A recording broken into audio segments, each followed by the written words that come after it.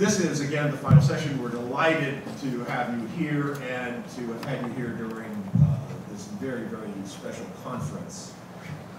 And I'm not going to, again, as Christians have, thank all of our sponsors, but I thank you for coming as a member of the AP School. We're ending the session, I think, with one of the more, not controversial anymore, what was at one point a very controversial topic, public and private partnerships in the United Nations. I'm not going to do formal introductions because if you look on pages 22 and 24, you have the brief bio sketches of our panelists.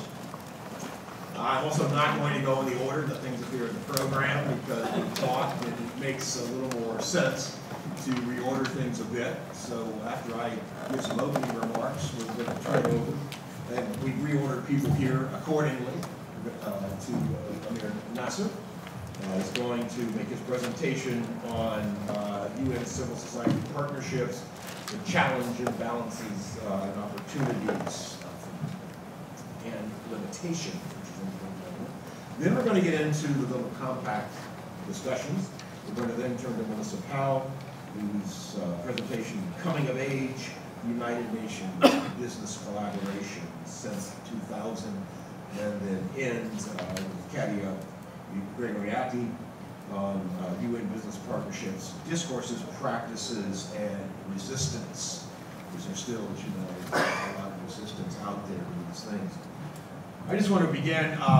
This is one of the areas where there's a lot of conceptual and definitional ambiguity. But having been one of the founding editors of Global Governance, the journal has always been that way too. I mean, the whole concept of global governance, but this concept of public-private partnerships is a tough one. You have so many diverse elements of civil society alone, running from groups that are almost public groups, actually, to groups that are what most of us would call uncivil society groups, or groups that don't really figure into the NGO category very carefully, very closely at all. And then the same goes with governmental entities. They range from all levels of government, but also all stripes and kinds. And then within the United Nations itself, you have the secretariats, you've got the programs and funds, you've got the delegate bodies, so you have a great deal of complexity there also. And trying then to fit that together with the private sector, where you have a tremendous range of actors from huge transnational corporations to local business concerns to local cooperatives operating at a very, very local level. Plus then you have the sort of quasi-private sector civil society organizations, which most of them, if you look at the vast number of NGOs, most of them are related to economic or financial or business concerns. But we really normally count them as sort of civil society, not private sector. Well, beginning with that ambiguous definition of the nature of the actors and the complexity, I want to go back because the former UNFIP director in New York, Amir Nasser, actually is traced back public-private partnerships to the mid-17th century in the United States in Boston, Massachusetts, where you had the water company of Boston, Massachusetts, providing water for the public citizens of Boston. And then also he's traced it back to really the beginnings of the United Nations itself. So this is not something that was invented in the late 1970s, early 1980s, or especially more recently in 1997, 1998. But things have picked up speed tremendously, especially in 97, 98. And subsequent to that time. The whole idea of partnerships itself was a big focus of the Pearson Commission report in 1969, but then it was a lot to do with the neoliberalism in Britain and in the United States, and the impact that had on the United Nations in the late 70s and 80s began to speed up this process of engaging the private sector. And then, of course, when Kofi Annan came in, as we just had this panel where they were talking a lot about the evolution of Kofi Annan in the UN and his thinking.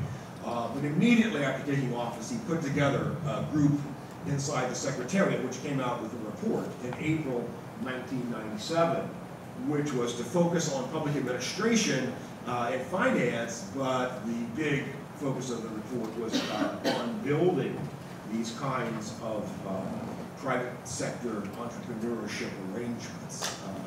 And following that report then in 1998, of course, the World Economic Forum is where he came forth more progressively and aggressively with this notion.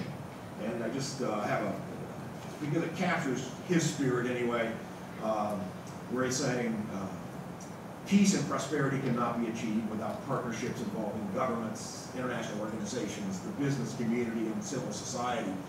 Then this association, in its journal, we were lucky enough that he wrote an article for us named at, or was titled after, his Silent Revolution, which is what he called his reform initiative, where he brought all of us into it, basically arguing that one of the most important partnerships is with academia. And he was really serious about that at that time, plus still today. Just before I turn it over, I just got on the web this morning, and the most recent report coming out of the UN system was with relationship to this green economy session. They had a one-day session of the General Assembly Friday, and the latest report came out, strengthening public-private partnerships to accelerate global electricity demand. So it's alive, it's well, and again, it's right before the General Assembly itself. So, Mr. Nash, please, Mr. Nash. Thank you. I'd like first to thank Ecoons for inviting me and the organizers for hosting this event. I was in the Ecoons 2010 because it happened in Vienna where I was based, and I guess next year where you come to New York, I'm now in New York, so I look forward to seeing you there. I'll start with a couple of examples from my own work in the division of outreach division in the Department of Public Information about partnerships at that level that we deal with, and some of the opportunities and challenges that we face. And throughout, when I talk about the UN, I think I just want to highlight that I speak about the United Nations Secretariat more, and that its relationship and partnership with the private sector and civil society is a bit more constrained than that of funds and programs and operational agencies that are working in the humanitarian and development field. And if you look at UNICEF, for example, 60% of their voluntary contribution comes from private sector and individuals who are contributing through the committees for UNICEF, the national committees for UNICEF. In the UN Secretariat, it's a completely different story. One of the units that are in my division is the Dag Hammarskjöld Library, which I guess those of you who are familiar with the UN know that it's the place to go to for any document, report, record of voting.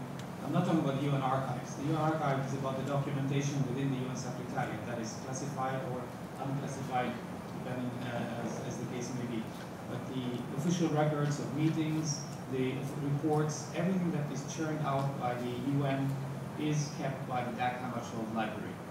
From 1993 onwards, everything was digital. And there's something called the Official Document System, ODS, that you can actually download, upload, search, use to find what you need.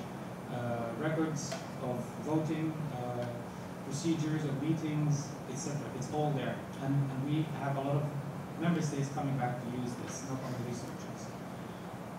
From 1993 to 1945, all that is still in hard copy. And there is a small team of 5 people, 1 professional, 4 general service, that are working on turning that into digitalization, scanning document by document.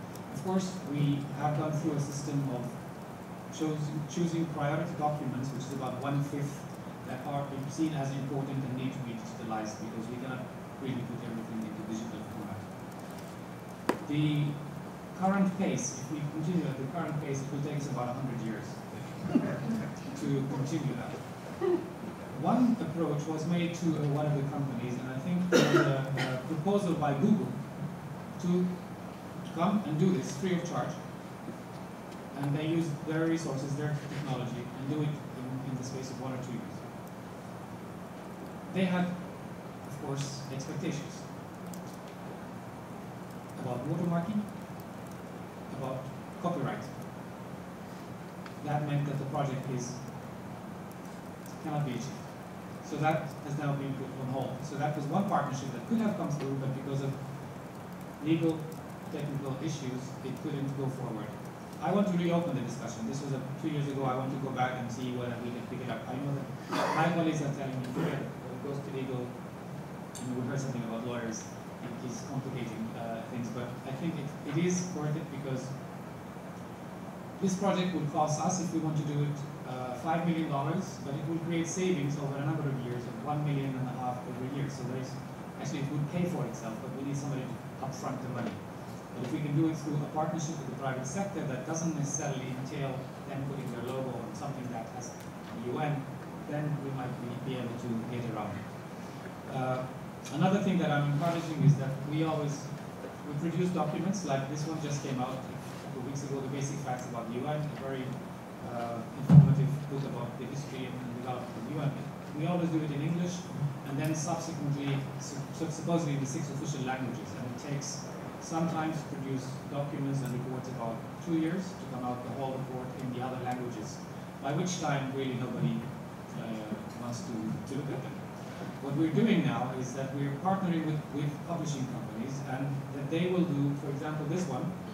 There's a company in Argentina and a company, I think in France, if I'm not mistaken, that they will, now we're negotiating with them, that they will do the translation to Spanish and French, and they will be publishing that and will buy back some of the copies. And it would work out cheaper for us and more efficient than doing it in-house, because in-house we have to use procedures. And that was some of the things that I'm dealing with. A couple of years ago, Secretary General Ban Ki-moon launched the Creative Community Outreach Initiative. It's another opportunity to engage the film and television, documentary and entertainment industries in promoting UN priority issues and creating awareness around issues such as climate change, development, human rights, etc., etc. When we engage with the filmmaking community, of course, we're taking risks of being misrepresented, risks that member states object to the way they are being portrayed. We are also face criticism that the hallowed halls of the UN is being used for less than the noble purposes that they were intended to. And we are now dealing with this request. I mean, Interpreter was allowed to be filmed in the UN a few years ago by Secretary General Ban Ki-moon, but then there was a stop. A few years ago, the film Che was also filmed in the UN.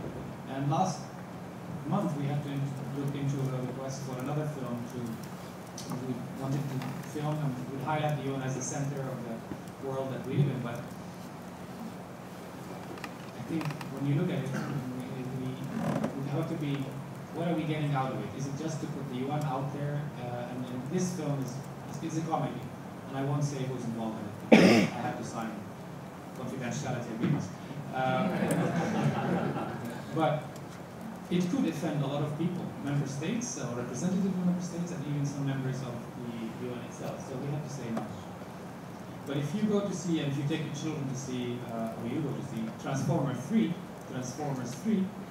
you will see that part of it is actually takes place inside the General Assembly, and that's the real General Assembly, and that's not a remake of it. Overall, we're very happy with the interest expressed by the entertainment industry in the initiative, which we're starting to move beyond Hollywood. In July, we have a big meeting in Spain with the Ibero-American film industry, Spanish and Portuguese speaking.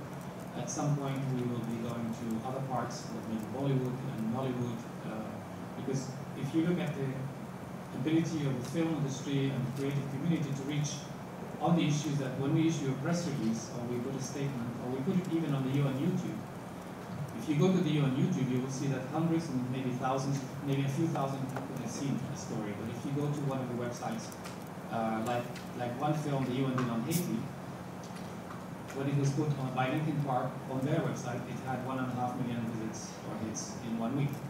So that's another level of partnership that's beyond the normal that we are trying to look into. I guess if we look at over the past, relations with the partnership, civil society, and different aspects have been going on for many, many years, but over the past 20 years, I think with the globalization of business, communications revolution, have changed the role of governments, business and civil society. On the surface, the work of the UN appears to focus exclusively on governments and state actors. But in reality, it has become increasingly clear to us that in order to successfully address the complex set of global challenges we face, no government or group of countries can act alone to deal with these challenges. And we at the UN can no longer ignore what exists beyond governments. One of the challenges, of course, if you look at the economic crisis that has shaken the foundations of the developed world, established global financial system. As many world's leading economies struggle to stay afloat and now trying to remain momentum, austerity packages have come into effect. We've also felt this in the United Nations. In view of the tight budgetary constraints member states are facing, Secretary General Ban Ki-moon has already committed a 3% cut in the United Nations budget for 2012-2013. A 3% reduction from the indicative figure for biennial budget of $5.4 billion, which is about $152 million reduction. This budget doesn't include, of course, the budget of UN peacekeeping, which is $7 billion a year. It looks like a lot of money, but for context, the annual budget of the City of New York is $63 billion. Annual budget of the City of New York, which I read according to yesterday is about half the budget of Canada, of the government, which is now being discussed in Parliament, $120 billion. It's quite amazing. The prospects of increasing government fiscal belt tightening increases the importance of broadening the United Nations partnership base and here for resources. Of course, official development assistance, if you look at it, in 2010 was at an all-time high of $128.7 billion from OECD countries, in spite of the financial crisis. But that is actually $20 billion less than the target they themselves set for themselves for 2010.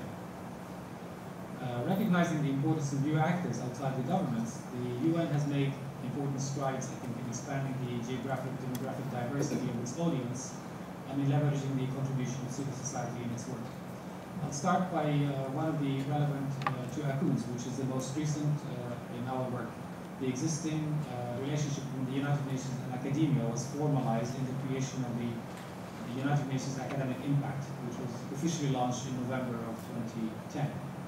And we have more information about that on our website. You can just Google UN Academic Impact. With the new global partnership, the UN invites the academic world to share in a culture of intellectual social responsibility. The response has been very positive, and after only about 7 months, we now have 616 members, university members, in the Academic Impact Initiative from 100 countries. So that's also geographically as well spread. We're still not as high in Europe and African representation, but I think this is something we're trying to focus on this year. Members commit to support 10 bedrock principles in the areas of human rights, literacy, sustainability, and conflict resolution. The UN Academic Impact New Partnership is part of the UN strategy to encourage the exchange of ideas, information, and knowledge in support of the goals of the organization. I think the fact that ACUNS is meeting next year in New York, maybe we need to talk more about how to bridge the linkages and better involve the two together. It expands on the long-standing partnership with the UN and the non-governmental organization community, which the UN has promoted to encourage increased citizen engagement in international policy formulation and implementation. Non-governmental organizations, NGOs, of course, represent another key partner for the United Nations. They work within the UN to create global awareness on priority issues, lobbying to support in areas of common interest, as well as implementing partners in the field for the United Nations. NGOs take strong positions on issues that are often in conflict with their governments. At the UN, we do not have such freedom. Academics have the same freedom that we don't always have. The UN therefore has to strike, we as members of the Secretariat, a balance between the diplomatic obligations to member states and the demands of NGOs and academics to take a stronger stand on issues close to the heart of civil society. So I think what is done by NGOs and academics on this field is something that, with that margin of freedom you have, can help in promote certain issues and positions that maybe member states do not necessarily agree on. Away from UN headquarters, the role of NGOs like that of the United Nations is closer to the ground. NGOs are important partners. I've worked in the field in the UN country team in Egypt, and I know that, of course, you talk about implementing UN country projects, but most of the partners that are doing the implementation is either the national government or the regional government or non-governmental organizations, usually local government, non-governmental organizations, and occasionally international ones. Also, non-governmental organizations are very important in humanitarian crises. But here we have the challenges that, like we saw in Haiti, after the earthquake, 250,000 people were killed in the space of one day. Everybody wants to be in Haiti. And whether it's governments, whether it's NGOs, whether it's private sector, there was a need for some coordination. And I think the Office of the Humanitarian Coordinator, their role as coordinator, overall coordinator, was accepted. But it was a Herculean task to try to coordinate all the different actors coming from different countries. And I think you remember the stories about the discussion about landing rights and who controls which airplane lands and which airplane doesn't. And sometimes a lot of people want to send things that aren't needed. And somebody had to tell them, sorry, we don't really need more of that, we need something else, and so on. So that's another difficulty and a challenge. When there are multiple partners and small partners, they want to do good, but that thing sometimes that has to be coordinated. That's a big challenge. That's my 2 minutes. Yesterday, Bruce Jensen mentioned that the Gates Foundation contribution to global public health exceeds that of WHO. I mean, that's no wonder. With assets over 33 billion, last year they gave $2.9 billion as outlay of the Gates Foundation. That's more than the UN budget in 1 year. If you look at the Ford Foundation, they have over $10 billion. The William and Flora Hewitt Foundation, close to $7 billion. These are now big players. I mean, these are almost as big as certain countries. And if you look at those in that context, I don't think we still have any official framework for dealing and working with such foundations. And of course, definitely, the areas that they are working in are priority areas for the UN. But maybe academia and maybe you can work more on how to formalize and how the UN can work and maybe benefit from some of those massive amounts of money that are out there. With the money with governments shrinking, we really need to look somewhere else.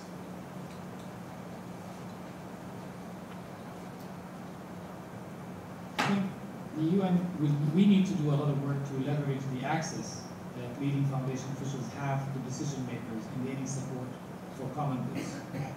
From an organizational point, the UN must reaffirm its standing as the international go-to partner with know-how, access, convening power, implementing power, to becoming more attractive to these foundations. Partnerships with the private sector are, of course, key to the discussion on private-public partnerships. Ted Turner's historic $1 billion donation to the United Nations in 1997 removed any doubt about the power and impact of partnerships and was a very heartbreaking one. It also made it very clear that the UN at the time was not properly prepared to engage these types of partnerships. What are we going to do with this money? Which fund is it going to go to? Who's going to spend it, and where does it fit? Eventually, the UN Foundation, a US-based public charity, was actually set up to administer the funds. And it has since become a key partner for the United Nations, which directly and very efficiently supports countless UN projects and has proven to have a great multiplier effect through partnerships with the private sector, celebrity advocates, and civil society that it continues to leverage. We've come a long way since then, even if, to the best of my knowledge, no gift of equal magnitude has been received. I will leave it to Melissa to talk about the partnership with the business community and the private sector, because that's where her field is. But I think the internal UN bureaucracy makes it hard for us to respond quickly and to engage in partnerships with other than non-government partners. While due diligence to protect the organization is of course important, the UN Secretariat is extremely restricted in engaging in partnership that could expose the organization with its own member states. UNICEF, UNEP, UNESCO have a much wider margin than maneuverability and have established a number of fruitful partnerships. I think, just to end, working together with partners has helped the UN to think in new and innovative ways partners support the UN, but are not the UN. So they bring a fresh perspective to the table. Thomas Wies and Richard Jolie mentioned examples of partnerships between Secretariat and the third UN, the NGO and civil society, that have helped to, quote, formulate ideas that are controversial but propitious to place on the agenda of the organization. An example they gave is the human development. Another quote, at times, members of the third UN provoked the ire of governments, as when some governments were upset with the attention drawn to their dismal human development rankings published in the Human Development Report. However, these individuals working from within the third UN have the leeway to propel such controversial but invaluable ideas into the public arena, despite probable negative reactions from governments that come under unfavorable scrutiny. We can't do that. We rely on you to do it. Thank you.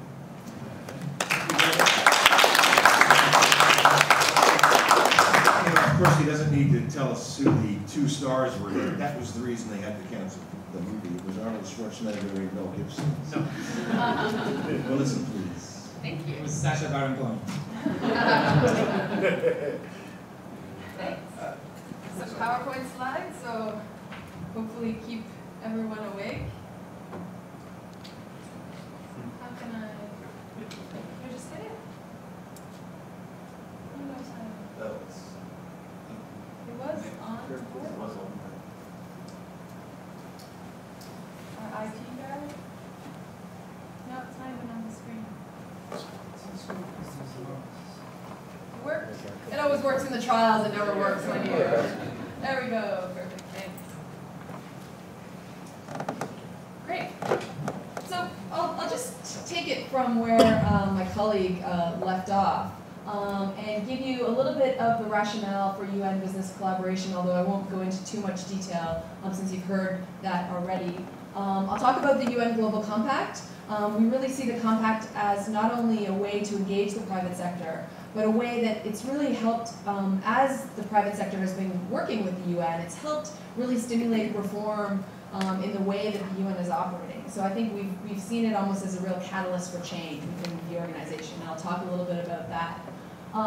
When people think private sector, they always see dollar signs.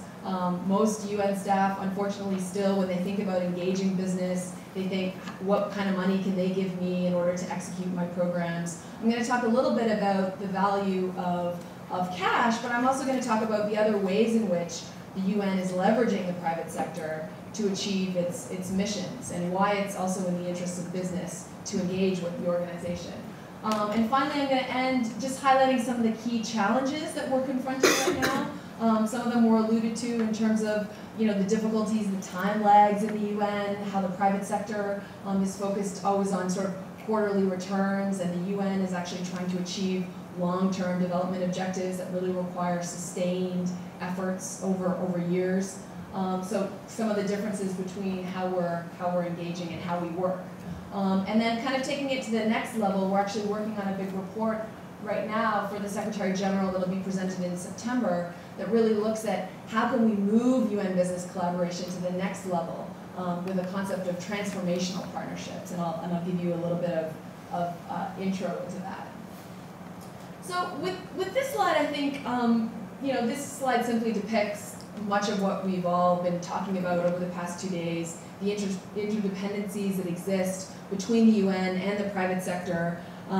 Realistically, we know that a lot of the issues that are problematic for the UN, whether it's weak states, ineffective regulation, the prevalence of corruption in many countries, not only are they problems for the UN, but they're also problems for a business. And we've increasingly seen that the private sector has really, although the objectives of the private sector are making money and making profit, and the UN's objectives are poverty reduction, peace and security, etc., there's certainly some pretty significant overlaps in terms of our common interests. And really the aim of the Global Compact and the work that we do is to try to further engage the private sector in recognizing their own self-interest in engaging to really help advance these global challenges. Now, whether that's issues connected with their own risk management strategies, whether that's looking at developing new products, developing new markets in certain areas of the world, creating jobs, obviously all these kinds of issues are issues that are very aligned with what the UN itself is trying to do in the world. I wanted to just give you a quick overview of the past 10 years in UN business collaboration. We heard a lot over lunch about Kofi Annan and the start of the Global Compact in 2000 with the Millennium Declaration, and there was a lot of language in there about the important role of the private sector, that we can't solve these global challenges alone, governments alone can't do it, we need the private sector. So there's starting to be a lot of rhetoric around the importance of working with the private sector. But there really wasn't very many operational modalities in the UN to actually engage business. And that's sort of where the Global Compact came into play. In addition, something notable that happened in 2000, the first UN business guidelines were developed. So Kofi Annan recognized that, look, if we're going to engage with the private sector, we want to have a policy framework for doing so. And although the Secretariat doesn't have oversight over the agency's funds and programs, those guidelines were really a policy signal from the Secretary General around where the organization should be going in this space. And most agencies' funds and programs actually took those guidelines and then developed their own subsequently to help them with their own missions. 2001, General Assembly item towards global partnerships. Every 2 years, the Global Compact Office is responsible for putting together this report to the Secretary General.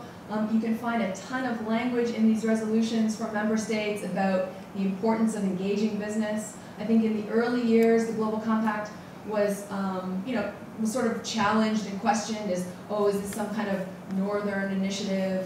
The G77, raised issues, until they realized that actually there was a lot of companies from their own countries that had joined the Global Compact. And in fact, we have companies from over 130 countries around the world in the initiative. We started off with only 45, but that's to say basically that member states' support for the UN engaging with business is there, and there's a lot of language that you can find, and I always reference it to my colleagues in the UN who are nervous about doing something with the private sector. There's strong member state support from the North and the South in this regard. I won't go into too much detail about all of the milestones. I will mention one thing that I think has been really significant. In 2008, Ban Ki-moon decided that rather than having, in September when all the heads of state come to town for the General Assembly and feel like the UN is their turf, and there's big security issues in New York at that time, Ban Ki-moon decided that there shouldn't just be a discussion among governments on an issue of food security, which was the main challenge at the time in 2008, that he should actually invite CEOs from around the world to engage with heads of state and UN heads on those issues. And so he launched something that the Global Compact Office is now organized on an annual basis called the UN Private Sector Forum. And the thematic changes, this upcoming focus year will be on access to sustainable energy for all, and there'll be an opportunity for the Secretary General to launch his new access to energy platform to the private sector. But it's just another signal. I mean, all of these, my point of this slide is really, there have been some significant steps taken by the UN over the past 10 years to not only engage with the private sector, but to demonstrate to the private sector that the UN is actually serious about having them as a partner at the table, and not just looking at them for money, but also looking at them for their capacities and their knowledge and expertise. So I would be remiss if I didn't talk a little bit about the Global Compact in the context of all of this work. The Global Compact is actually the world's largest global corporate citizenship initiative. As I mentioned, we started off with only 45 companies. We now have over 8,922 companies, civil society organizations, academics.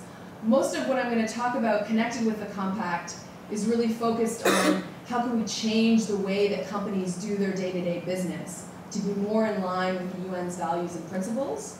But the initiative is a multi-stakeholder initiative, and much of what we're engaging in with the private sector is really focused on trying to change the way that they're doing their day-to-day business practices. The Compact is based in universally accepted conventions in the areas of human rights, labor, the environment, and anti-corruption. And really our focus is on changing the way that companies are doing their business to be more consistent with the UN's values. We have, as I mentioned, participants from over 130 countries, 50% of which are from the developing world, We also have almost 50% of our companies are small and medium-sized enterprises. So when you talk about job opportunities and job growth, a lot of that is definitely stemming from SMEs around the world. And so we're really trying to engage them as well as the big multinationals. And we have something called Global Compact Local Networks, which are networks of the companies that come together with the UN and other civil society organizations at the country level to actually explore the operational relevance of the compact in that specific operating environment. So we have some local networks that focus more on anti-corruption if they feel that that's the main priority issue in that country. Other networks focus on human rights in the supply chain. What does it actually mean for a company to be respecting human rights? How do they integrate that into their management systems? You know, it's very easy to sort of have these lofty goals, you know, promote and respect human rights, but to a business person, what does that actually mean? How can I operationalize that? And most of the work that we do provides companies with the tools and resources that they need to actually, you know, bring to life the Global Compact 10 principles. So the vision and mission, the vision, of course, a more sustainable and inclusive global economy. The compact, we have two complementary objectives when companies sign on to the initiative. The first is to integrate the 10 principles into their business practices. So that's sort of the internal dimension of their operations. And the second is to engage in partnerships in support of broad UN goals. And that's really what are they doing in their local communities? How are they having an impact? So it's really the internal dimension. How are they treating their workers? Are they polluting the environment? How are they, you know, if they're a car manufacturer, how can they change the way they're making their vehicles to be more in line with respecting human rights, labor, environmental principles? And then also, what are they doing to contribute to development? And a lot of the work connected with our own efforts to support the UN system as an organization to be more effective in engaging with the private sector connects directly with the fact that we ask companies in the Global Compact to take action in support of UN goals. Now, when we ask them to take action in support of UN goals, often they say, well, who can I partner with? How can I engage, you know, if I have an issue on water, on health, on education, how can I work with someone who has complementary capacity to my own in order to actually bring life to my commitment to the Global Compact? And so with that, we realized pretty quickly that when companies were having not so great experiences in trying to partner with the UN, they were connecting that obviously to the Global Compact, since the Global Compact's brand and the UN brand, you know, to most external people is one and the same. And so we started embarking on a number of different projects and initiatives to support the UN in really enhancing its capacity to work with business. So I'll talk a little bit about that. Just to give you a brief overview, though, on what companies are expected when they join the Global Compact. The leadership commitment is critical. The CEO actually has to send a letter of commitment to the Secretary General of the United Nations, pledging the company's support for the 10 principles. We really feel that the organizational change that's needed within companies does not come without that kind of level of support. And in fact, now we even ask their board to endorse that letter before they join. Willingness to engage in continuous performance improvement. There is a mandatory communication on progress. So there's a mandatory reporting requirement. Some of you may have heard some criticism of the Global Compact in its early years, which was rightly placed, where, you know, companies signed up to the thing. How does anyone know whether they're really living up to these expectations? Well, we have a communication on progress policy, and companies annually report how they're living up to the 10 principles. And all of those reports are then posted on our website, and other NGOs, academics, other stakeholders in the Global Compact can then hold those companies accountable for what they claim to be doing. If companies fail to report, they're actually kicked out of the initiative.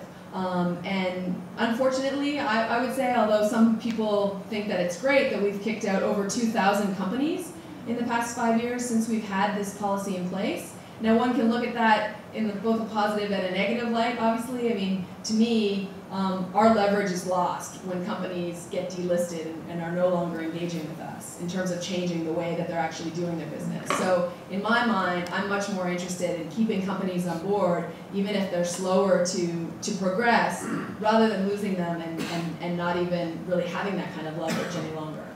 So the compact is really it's not a seal of approval on companies. It doesn't necessarily mean that the company is the best in all areas of the Global Compact principles.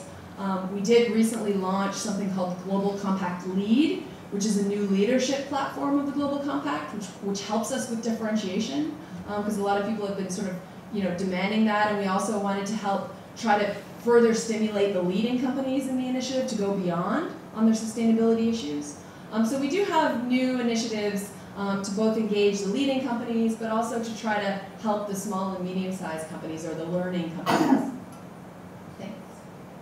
So this shows you an overview of the growth in the initiative, how we engage. I'll just spend 1 minute on this so I can jump onto everything else. I talked a little bit already about our local networks. We have global issue platforms on human rights, on business and peace, caring for climate, CEO water mandate. You're going to hear, I think, from some of my colleagues about the pros and cons of some of the engagement mechanisms that we have with companies, and some of what that's been able to achieve. We also stimulated 2 different initiatives, which I think have been really big drivers of corporate sustainability in the past number of years. The first is the Principles for Responsible Investment, a number of big institutional investors from around the world that really see a strong connection between environmental, social, and governance issues and the long-term performance of a company over time. And we've really seen that the more that investors are asking companies about what are they doing on environmental and social governance issues, the more companies are taking these issues seriously, and the more the senior management within the companies is really activating their companies to engage.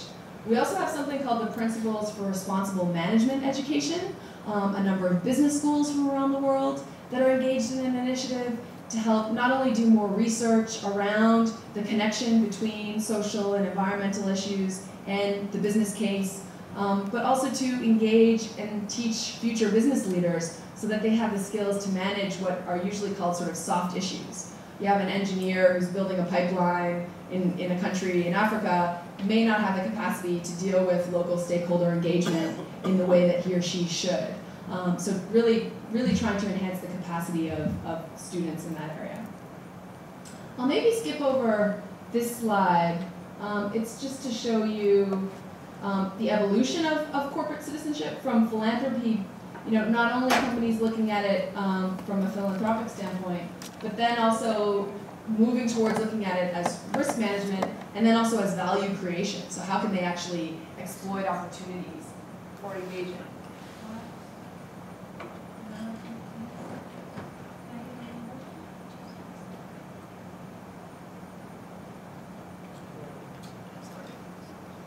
So I won't talk too much about different examples, but this slide does just reinforces my point about the ways in which we talk to companies, not only about giving cash. So the strategic social investment or philanthropy sphere is one important way that the private sector is working with the UN, and there's a lot of great examples of that, whether it's a company giving a lot of money to the World Food Program or to UNAIDS. But I think what's really interesting is in this core business sphere, there's a lot of interesting new initiatives that are coming out of the UN. Say, for example, the Business Call to Action platform of UNDP, where they're working with companies, but the companies actually have to make core business commitments to development in order to engage. We all know that the first budget that gets cut when in times of trouble are the philanthropic initiatives that have no connection with what the company's actual business is. Companies building hospitals and there being no doctors to actually serve the people. And so what a lot of parts of the UN are now starting to do is really look at the core business aspect of companies and what are the kinds of new goods and services they can develop that helps contribute to development, but using their own capacities. I was going to give you some specific examples, but I don't have too much time. But those are just some great examples of different parts of the UN system, how they're engaging with the private sector in those 3 different areas that I mentioned. I talked already about the SG's report to the General Assembly under the item towards global partnerships. Because we do this report, our office is on top of a lot of the big trends across the UN system. I think the biggest thing is, effectiveness and impact of these partnerships varies dramatically. You heard some examples of my colleague of UNICEF, who has 100 staff working on public-private partnerships, many of whom come from the private sector.